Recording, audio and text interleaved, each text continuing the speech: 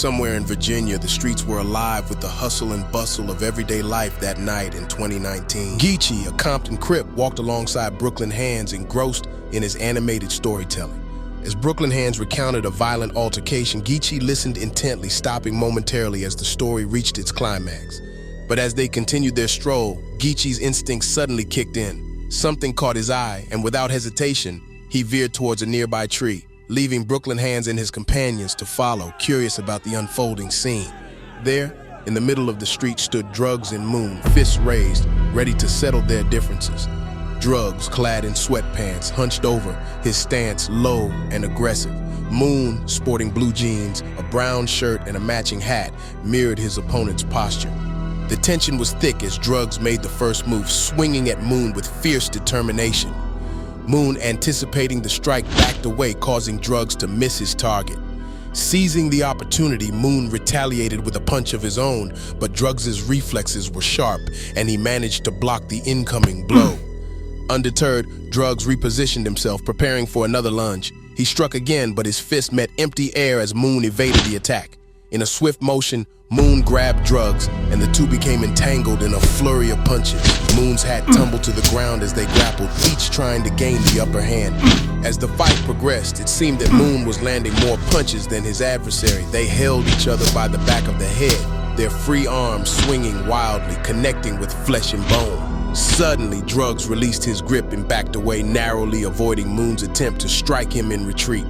Wiping his eye, Drugz realized he was bleeding. The realization fueled his determination, and he repositioned himself, circling Moon like a predator stalking its prey.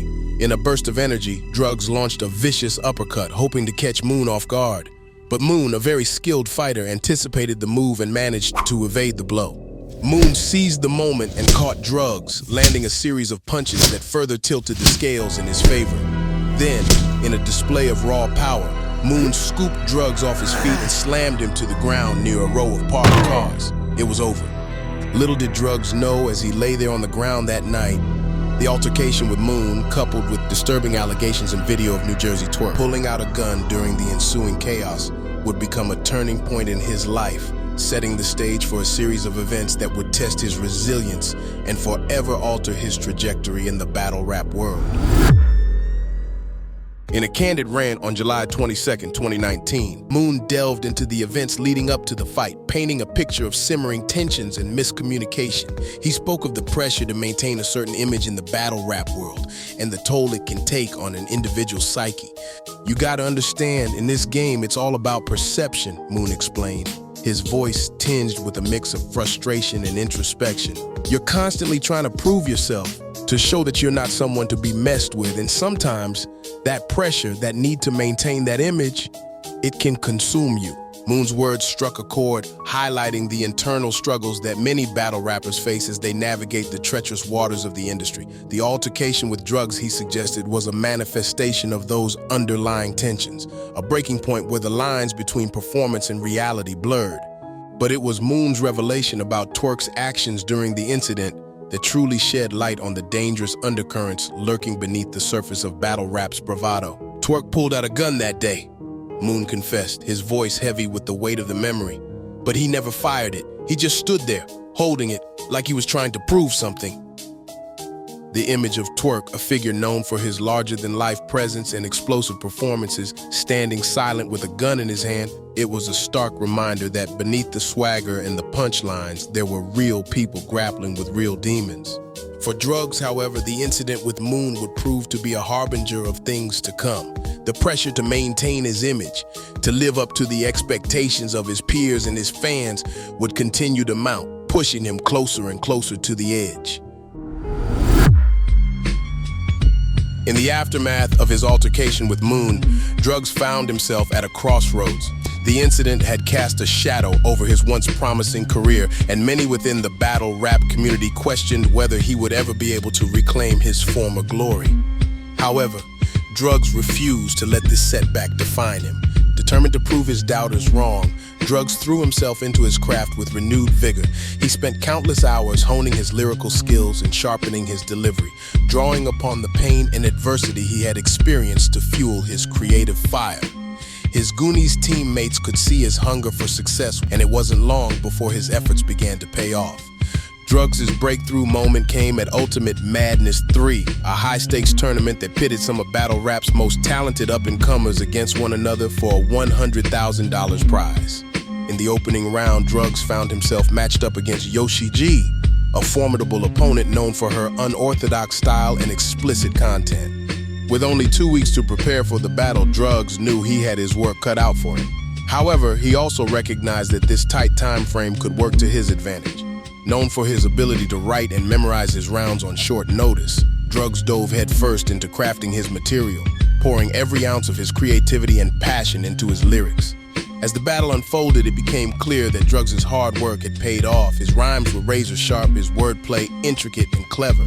He deftly wove together personal anecdotes and biting social commentary, showcasing a depth and maturity that had been absent from his earlier performances. Yoshi G, for her part, brought her signature brand of thought bars to the table, but Drugz was ready for her. He countered her sexual references with a scathing critique of her parenting and the impact her explicit lyrics might have on her young daughter. It was a powerful angle that resonated with the audience and judges alike, leaving Yoshi G visibly shaken and on the verge of tears.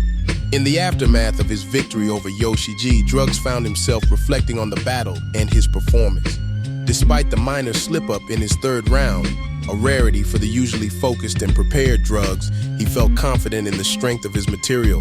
The stumble, he believed, was a result of having all his rounds prepped well in advance, a departure from his usual last-minute writing style. As he looked back on the clash, Drugz couldn't help but feel a sense of disappointment in Yoshi G's performance. Given their history as platonic friends, he had hoped for a better showing from his opponent.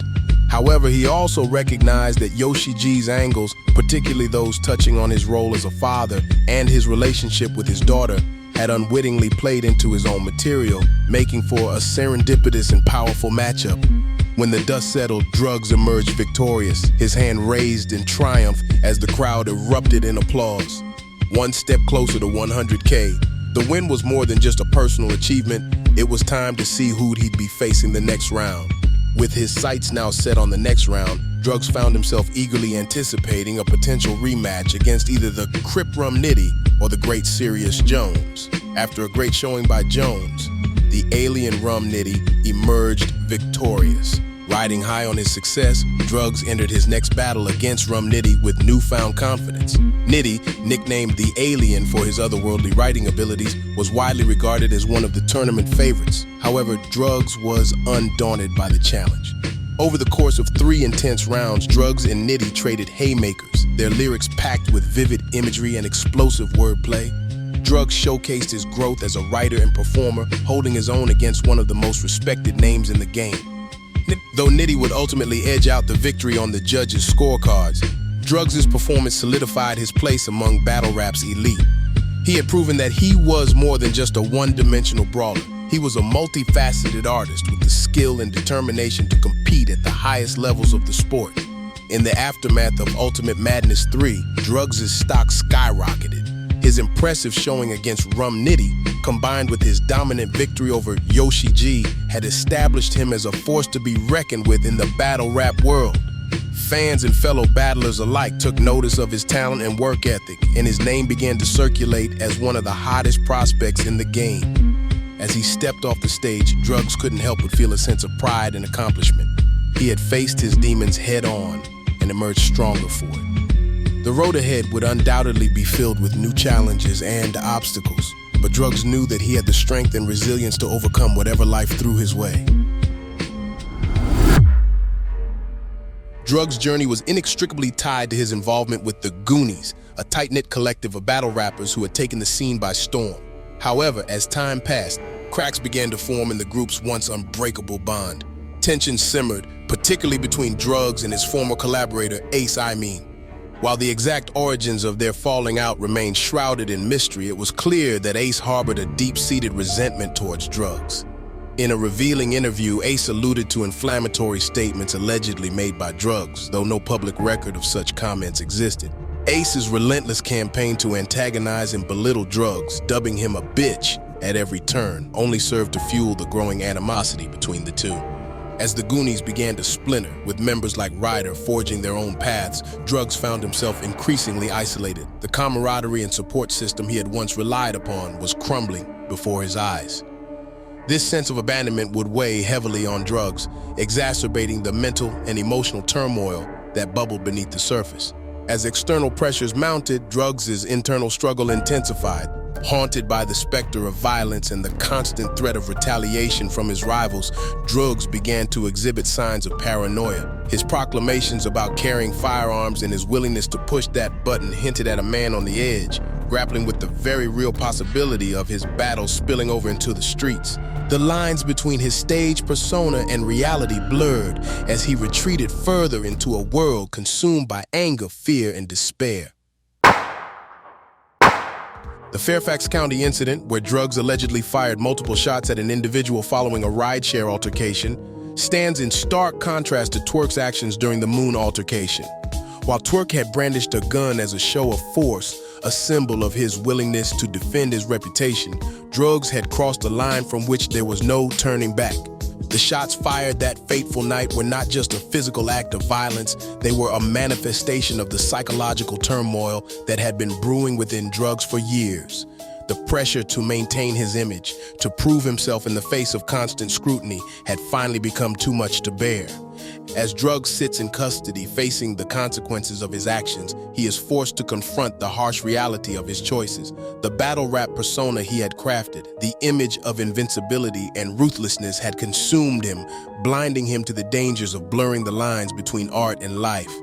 Moon's words from their earlier altercation take on a new meaning in the wake of the Fairfax incident. The pull of the gun, the temptation to resort to violence is a universal human impulse that exists within all of us to some degree.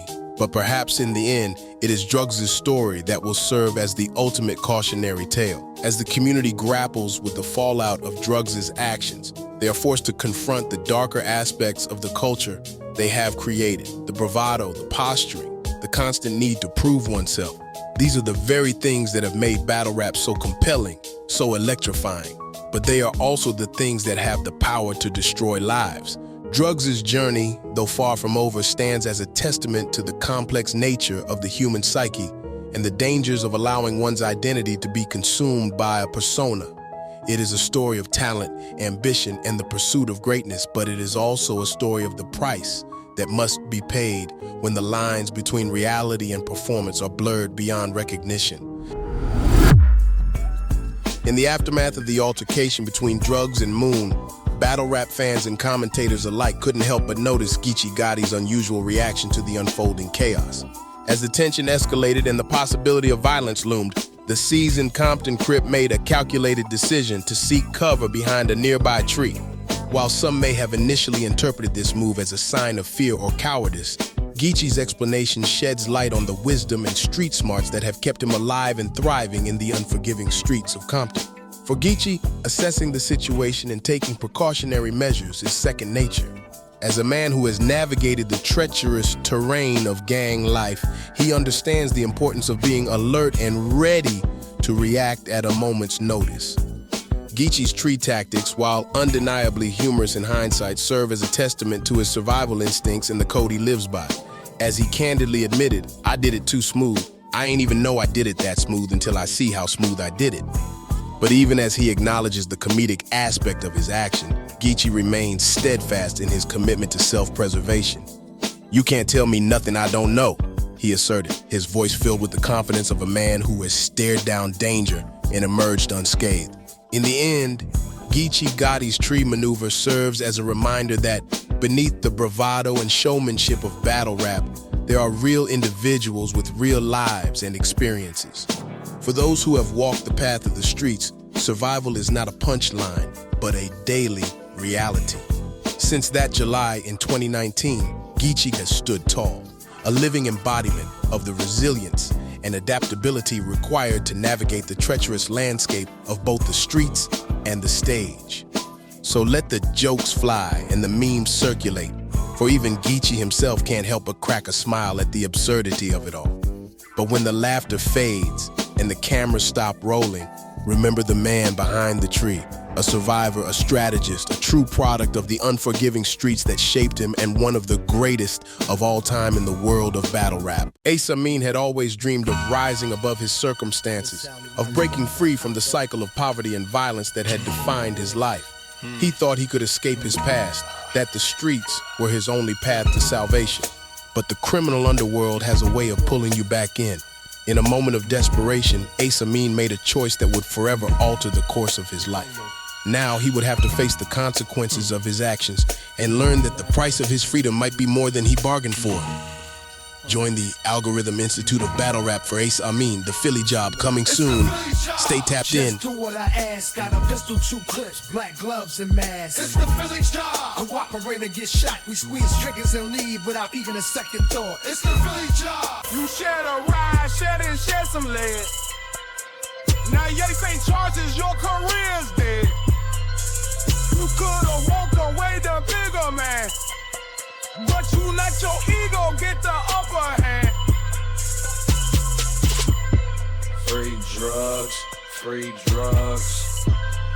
We all want free drugs. Free drugs, free drugs. We all want free drugs. Free drugs, free drugs. We all want free drugs. Somebody. Free drugs, free drugs. We all want free drugs. Hey, it's the Algorithm Institute where the stories are told. From the battle rap culture, speaking facts that we know. It's the Algorithm Institute. Go like and subscribe if you digging the content that we provide. If you listen to us, you ain't hearing no lies. We better than the mother bloggers all combined. It's the Algorithm Institute of Battle Rap. It's the Algorithm Institute of Battle Rap. Hey. Leave a comment in the comments. We reply to every comment.